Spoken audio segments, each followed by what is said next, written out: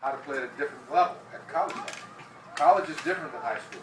It's a step up. It's just like for you being in elementary school and going to high school. There's a whole lot of difference, a lot of big difference. So what we have to do is learn along the way. The reason I'm telling you guys all these things is so you learn that there are lessons along the way and there are failures along the way, but you still can reach the goal that you have set. You don't stop because you fail. You just don't quit. Hello, my name is Rubin Scott, the author of the book It Took a Village. I do a lot of emotional trauma workshops. Today I'm with Byron D, a big brother, longtime friend of mine who is a man of many arts and many talents. Today I want to talk to him in regards to emotional trauma. Growing up in the inner city, you deal with a lot of traumatic situations. Traumatic stress syndrome, we think about a lot of times the soldiers that went to the war, and while they were serving 3 or 4 years of active duty, the post-stress traumatic syndrome comes into play when they start dealing with going into harsh environments, hearing a lot of gunshots, you name it, inside of these environments. So when you come back home to the inner cities, 9 times out of 10 you grow up in harsh environments, whether or not it's an abusive family home environment, a traumatic family home environment, or it's a parent with addictions or whatever the traumatic situation is, and then you have to grow into be a man or a woman per se. I was asking him to best describe me. What were the dilemmas that you were up against going into society as an 18-year-old young man now, dealing with a traumatic situation, and how did that affect your emotional responses and reactions? First time I ever felt post-traumatic stress, I would say, or even encountered a situation like that, at the age of 6, I lost my little brother. And at that point, it was pretty mind-crushing. I still to this day have a lot of problems with that. I would say that probably was the first thing with me that got me to where I had to find an outlet or something that got me away from that situation, or directed my energy to that situation but made it a better situation. So mine was music. I picked up music. First step into music was dancing. I was a break dancer. That got me away from everything. Took me away. I felt like a whole nother individual. I felt like I was on top of everything. That helped me with stress. When I'm in that world, I don't think about nothing else but that.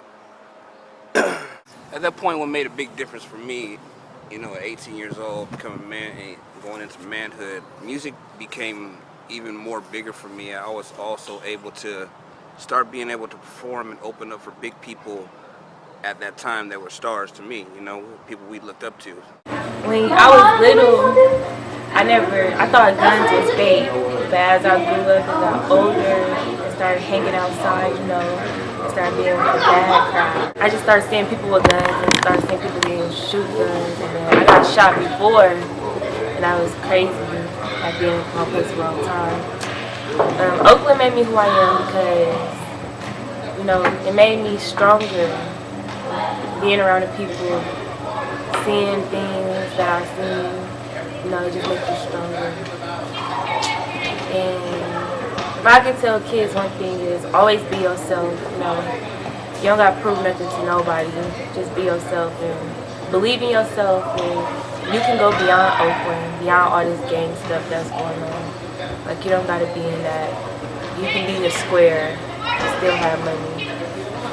And you can be a square and still have heart. Be brave. And the most important thing, always respect yourself. Born and raised right around the corner on 85th and Birch.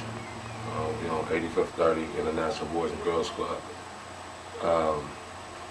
My experience growing up in Oakland, especially through the 70s, mid-70s, early 80s, it was actually good, you still had your things that was going on, but it was a lot of man structure growing up during those days. Discipline was on point. We did what we did, but we knew right from wrong, and we had that male figure. We had that big brother, that big father figure.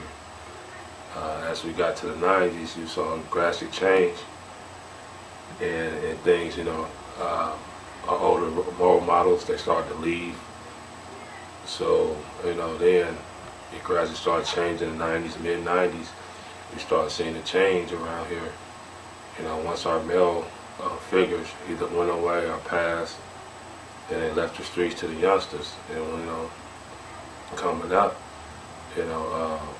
wasn't nothing to turn to. After that, but the only thing you could rely on was the youth centers, the Boys and Girls Club, the EOYCs, the Tassel Forensics, Rainbows. But we mostly came out of the Boys and Girls Club on 86 International, the E14 back then. And things that was going on, but it was a lot of man structure growing up during those days. Discipline was on point. We did what we did, but we knew right from wrong, and we had that male figure. We had that big brother, that big father figure. As we got to the 90s, you saw a drastic change, and things, our older role models, they started to leave. So, then it gradually started changing in the 90s, mid-90s. We started seeing a change around. Once our male figures either went away or passed, and they left the streets to the youngsters. And, coming up, wasn't nothing to turn to. After that, but the only thing you could rely on was the youth centers, the Boys and Girls Club, the EOYCs, the Tassel Forensics, Rainbows. But we mostly came out of the Boys and Girls Club on 86 International, the E14 back then. And we learned everything from here. Everything we learned, from discipline to sports to, how to communicate, how to read, write. We got a great mentorship. You got the Boys Club that saved a lot of our lives, Few got away, but, it succeeded more than the few, 90% rate, I could say. Really been productive in the community. And basically, myself, I was taught to teach others at a young age from the Boys and Girls Club. They kept us solid. We spent more time here than in school. And this was everything. This was like our home, away from home. And all the morals and all from our attitude, to the way we talk, we all learned from here. We all learned to be positive. We all learned how to interact with different races. So we were never blind, to any ethnic group. We learned all that from the Boys and Girls Club, and that helped me out a lot. I got my scholarship. I went to Castlemont. I didn't get my scholarship out of Castlemont. I got my scholarship out of the Boys and Girls Club by playing basketball, for the Boys and Girls Club. Scout Fresno happened to see me at a tournament that we was in, and there you go, 4-year ride. And plus I had the backing of the Boys and Girls Club with the scholarship funds they had for us, when we wanted to go to college, $25,000 free scholarship money. Those are the type of things that was around here in Oakland. Those are the type of things that I also saw. It's a negative picture of, how things are done around here. But it's a lot of good things. You just got to dig deep, and you got to go to places that's inside. I'm talking East Oakland, Pacific. It's a lot of positive, and it outweighs the negative.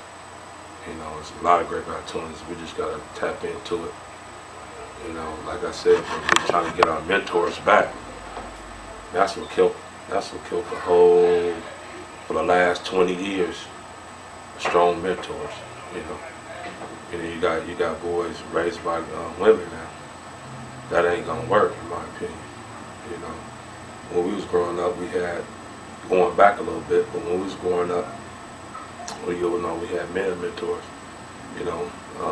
Men teaching young men. Now it's the opposite, or it's nothing. Streets teaching young men. But if you just get yourself in one of these youth centers and you figure out, it's a whole nother way. It's a whole nother light. It's a whole nother discipline. you know. But you know, now in the 2000s, the streets is real. Like, the streets is real. It's real. It's undisciplined. You know, so you have these killings and stuff in East Oakland that now we rated as top 5 in the nation as crime. You know, top 3 now coming in for the last 3 to 4 years. Why? You know, because our men are either leaving, locked up, or they passed away, or on drugs. You know, so who's suffering? Young black men. The change, I saw the change. The change was coming in the mid-90s. It started hitting heavy. And after that, it's lost control. You know, now, we don't know where it's at right now. The mentality is different. You know, sports is not used to be a #1 priority around here. It's probably number 10 on the list. You know, but I love my city. You know, ain't nobody rode my city, East Oakland, more than me. Not West Oakland, not North, East. I don't know anything about that, but I know my neighborhood, and I know the people in my neighborhood. You know, if we create a lot of different things, you can cut out 70% of these activities on the streets. You know, you create more jobs or even more programs to help this crime. There's a lot of cats that don't want to be out there. I know that for a fact. You know, and I see it on the daily. But it's something they have to do, something they have to choose. And if we can find a way to straighten that up, it cut down, easily cut down 70% of crime. What's guys hanging out, drugs, all that's gonna be gone. Everybody just want to get a job and feed their family or feed themselves. But then on the opportunities out there, especially when you got a couple of records, you know, it's hard for them. And we see that every day around these Oakland, every single day. We one of the smartest, intelligent people in the community, probably in the United States, because our savviness, our willing to survive, you know, our willing to help others is in us, you know, but we don't see it because we don't have opportunities, a lot of opportunities, so people can see what they show on CNN or what they show on the local news. You know, that's the only time local news ever come around here. You know, that's the only time. And we do a lot of events. We do a big cleaning up when we clean up the whole East Oakland. You know what I mean? But we get a 2-second slot on the news. You know, but when something happens, it's a 24-hour run when something bad happens. So, but we understand that. That really never did bother us. As long as we keep doing what we got to do for our community, for East Oakland. Coming back in the present, now, I think it's we call it Russian slowly. It's starting to come back around. It's starting to come back around now, a little bit. You know what I mean? But it's still got a long way to go. Because between drugs and alcohol, it damaged us, especially for the last 20 years at least, it damaged us. So we're trying to get back programs, especially for our youngsters, because the death rate is incredible. Now it's starting to filter into the middle schools, you know, almost touching the elementary schools now. That's how serious it got. We're trying to make high school an option. You know, high school is good. Like the new logo around here is, the coolest thing is to be smart. That's the coolest thing going on.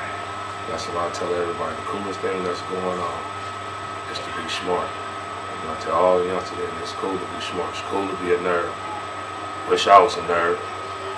I pray I was a nerd. You know, and thousands of guys around East Oakland played. They was a nerd also. You know, that's the coolest thing going on. So, but they starting to come around.